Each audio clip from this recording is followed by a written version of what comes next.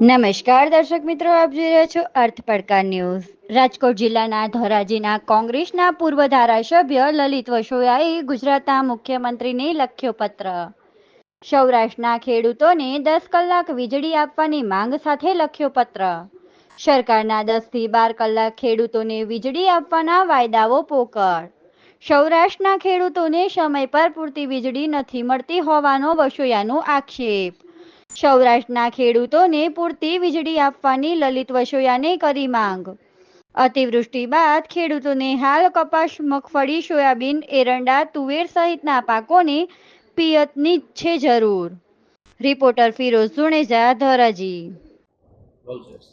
અતિવૃષ્ટિ બાદ ખેડૂતોએ એનો ઊભો પાક એ કપાસ, મગફળી, સોયાબીન, એરંડા બચાવવા માટે ભૂતળ માંથી સિંચાઈ કરીને એના પાક બચાવવાનો પ્રયત્ન કરી રહી છે। ત્યારે રાજ્ય સરકાર અને પીજીવીસીએલ ખેડૂતોને 8 કલાક રેગ્યુલર કન્ટિન્યુ વીજ પુરવઠો આપવાને બદલે કટકે 8 કલાક વીજળી આપી રહી છે। ખેડૂતોએ પિયત કરવા માટે તકલીફ પડી રહી છે અને એમાં અધૂરામાં પૂરું રાજ્ય સરકારે ગુજરાતની સ્થાપના પછી પ્રથમ વખત સૌરાષ્ટ્રના ફક્ત 10 જિલ્લાઓને 10 કલાક 10 તાલુકાઓને 10 કલાક વીજળી આપવા માટેનો નિર્ણય કર્યો છે। બાકીના તાલુકાઓને લોધારા છોડી સરકારે ખેડૂતો વચ્ચે ભેદભાવ ઉભો કરવાનો પ્રયત્ન કર્યો છે। શરમજનક બાબત છે।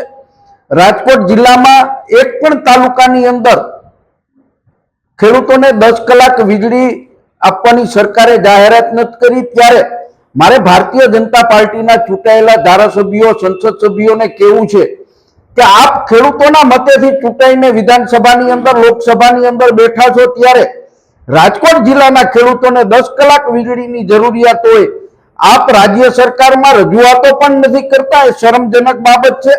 લોકોના, ખેડૂતોના પ્રશ્ને ચૂંટાયેલા પ્રતિનિધિઓએ બોલવું જોઈએ, આવો બહુ મારો સ્પષ્ટ મત છે।